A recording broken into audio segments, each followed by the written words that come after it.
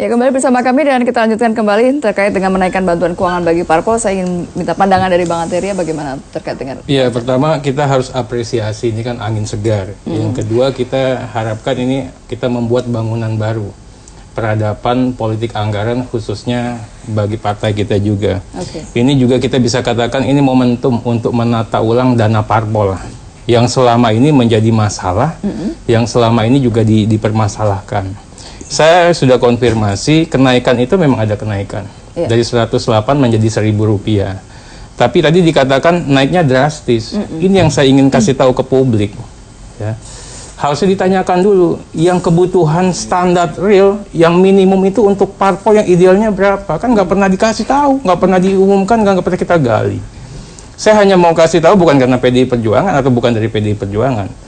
Ini teman-teman ICW, teman-teman pegiat korupsi mengatakan, bahkan Perludem juga sudah menyebutkan numbering itu angka, itu yang paling minimal partai kecil saja 150M sampai 250M per partai. Per partai, oke. Per partai. Nah sekarang dikatakan naik 10 kali lipat, ini juga harus publik harus ketahui betul. Selama ini kita nggak ada uang sama sekali. Kontribusi dari negara pun sangat kecil. Sekarang ditambahkan 10 kali lipat, nggak masalah 10 kali lipatnya. Apakah jumlah itu ideal tidak? Jumlah itu memenuhi tidak? Ideal nggak? Nah, kalau saya katakan kalau naiknya wajar, itu bukan masalah. Kenapa bukan masalah? Negara sadar kok, kita semua sadar dana ini kurang.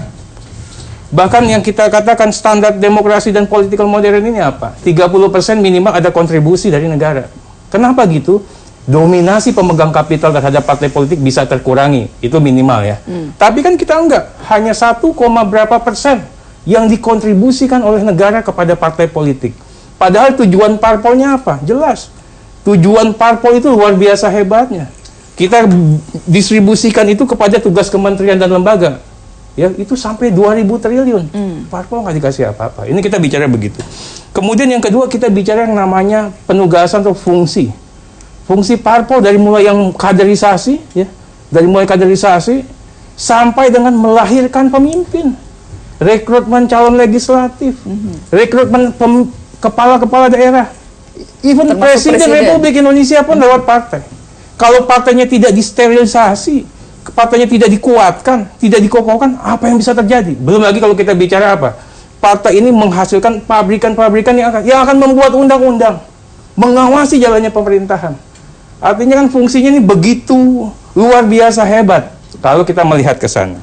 Saya juga ingin menggambarkan lah. Pertama kan tadi sudah saya katakan tidak pernah dikatakan berapa biaya real itu. Saya sudah sebutkan. Kemudian sudah 10 tahun ini kita nggak pernah naik. Bahkan lebih ekstrim zamannya Pak Gus Dur 1 suara 1.000. Zaman sekarang 108 nggak pernah naik 10 tahun Pak. Turun Pak kalau dilihat seperti itu. Ya.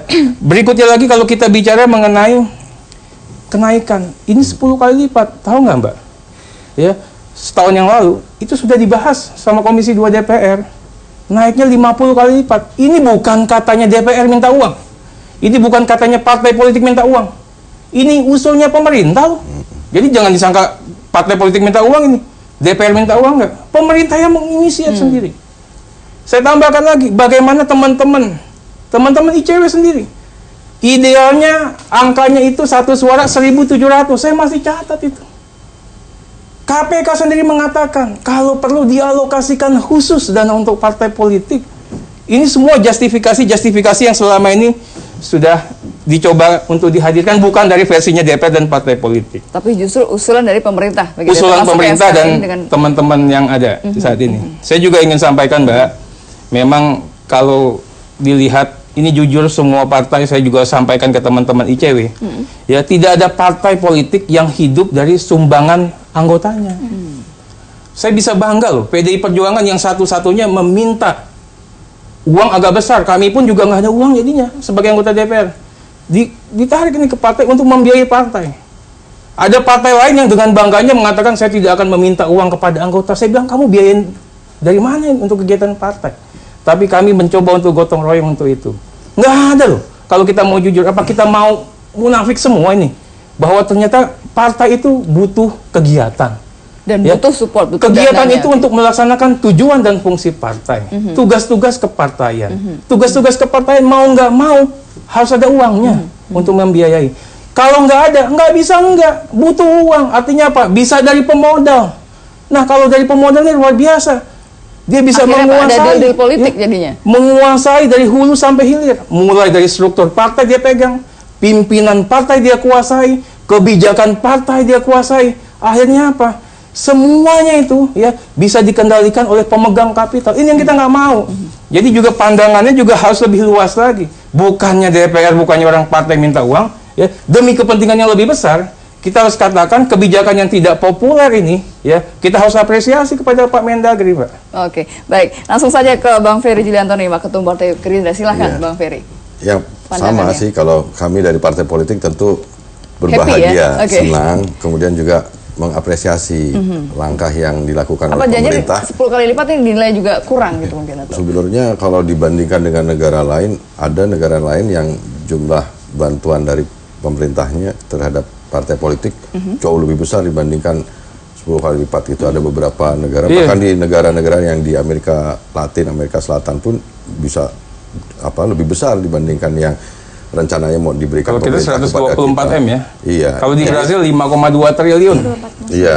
Jadi sebenarnya angkanya ya pas lah, nggak kebesaran, nggak kekecilan gitu. Cuma memang saya sepakat bahwa ini pas waktunya bersamaan dengan misalkan pemerintah juga punya tanggung jawab misalkan dalam kaitannya rencana untuk menaikkan pencabutan subsidi beberapa segala macam gitu. Jadi tapi kalau saya dengar kaitannya sama subsidi, Pak. Enggak, jadi jumlahnya memang mungkin buat kita 124 miliar. Itu terkonfirmasi tidak ada kaitan dengan itu, Pak. Enggak ada kaitannya. Tidak ada kaitan. Angkanya 124 miliar kecil. APBN gitu. Tapi ini waktunya bersamaan dengan itu. Nah, tapi kalau pemerintah melalui Departemen Keuangan percaya bahwa hitung-hitungannya versi pemerintah ini tidak memberatkan, tidak ini, menurut saya ya laksanakan saja. Kita sebagai pihak yang penerima tentu senang gitu. Dan kemudian ya sekali lagi terima kasih inisiatif pemerintah melalui Menteri Dalam Negeri ini gitu. Yang tanggung jawab yang lain yang kemudian punya implikasi terhadap rencana kenaikan ini adalah tadi betul bahwa tuntutan masyarakat terhadap pertanggungjawaban keuangan partai politik menjadi besar. Nah, itu juga menjadi catatan buat kita yang di partai politik untuk lebih mempertanggungjawabkan soal pencatatan, pelaporan dan pertanggungjawaban kepada publik terhadap penggunaan uang itu. Tapi sekali lagi memang benar partai politik ini misalkan pengurus partai di tingkat kecamatan itu mereka membiayai sendiri, Mbak, gitu.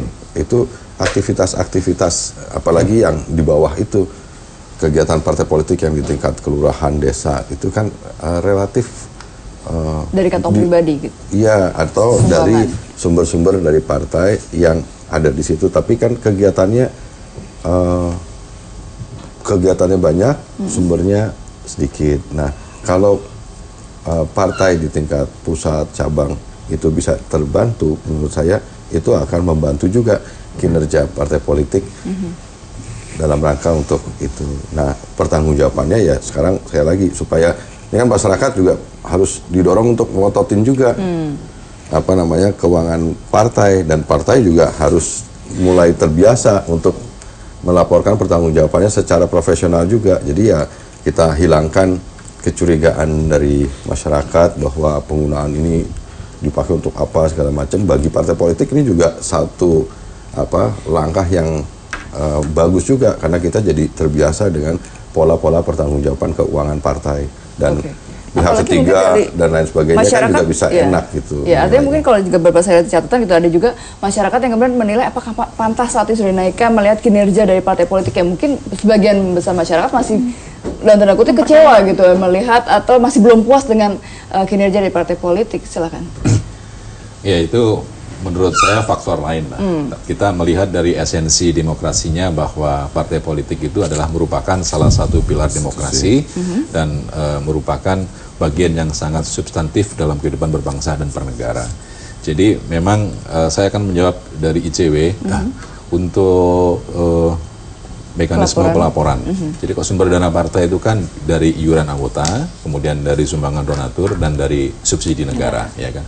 Kalau dari iuran anggota, saya rasa hampir seluruh partai politik itu macet lah, artinya kurang gitu. Yang ada itu adalah dari negara dan dari donatur atau dari sumbangan. Menurut undang-undang kan untuk sumbangan juga sudah dibatasi, sumbangan dari anggota, sumbangan dari non BUMN dan sumbangan dari yang lain. Itu ada batasan-batasannya. Nah, khusus untuk pelaporan yang dilaporkan ke BPK itu adalah subsidi dari negara, yaitu untuk apa? Satu, pendidikan politik, dan yang kedua untuk kaderisasi. Tidak boleh untuk proyek pembangunan sekretariatan, untuk profesional itu ATK, ya. kemudian membeli perangkat-perangkat teknis tidak boleh, tapi digunakan untuk proses pendidikan politik rakyat dan kaderisasi. Nah, dari perspektif itu, saya sepakat bahwa perlu ada suasana keterbukaan, karena itu adalah menggunakan uang negara berasal dari rakyat, harus terbuka gitu. Dan selama ini kami yang di partai hampir seluruhnya juga telah mengikuti beberapa panduan pelaporan, sistem pelaporan ya, yang berasal dari keuangan negara gitu. Harus terbuka, kemudian harus akuntabel gitu kan. Nah, seluruh pertanggungjawaban yang berasal dari uang negara itu sudah kita pertanggungjawabkan tiap tahun gitu. Kalau kemudian ada sumbangan donatur di luar itu, ya tetap kita tulis, ya kan. Tetapi kan memang tidak wajib untuk dilaporkan. Kan tidak wajib dilaporkan. Wajib dilaporkan. Wajib dilaporkan. Wajib dilaporkan. Besarannya itu juga sesuai dengan undang-undang yang ada di pemilu. Gitu. Nah, yang ketiga soal sumbangan sumber dana partai. Ya. Menurut saya berapa besarannya itu tergantung kepada pemerintah. Budget pemerintahnya itu berapa kekuatannya. Kalau memang sekarang pemerintah punya kemampuan satu suara 5.000, ya tidak apa-apa. Kalau memang 1.000, ya tidak apa-apa, tidak masalah gitu loh. Tetapi bahwa negara, pemerintah atas nama negara itu harus melakukan intervensi untuk kerangka memperkuat proses pelembagaan partai politik. Gitu. Karena kita menginginkan sebuah partai politik yang betul-betul mandiri, yang tidak tersandra oleh seseorang, kelompok-kelompok itu ya.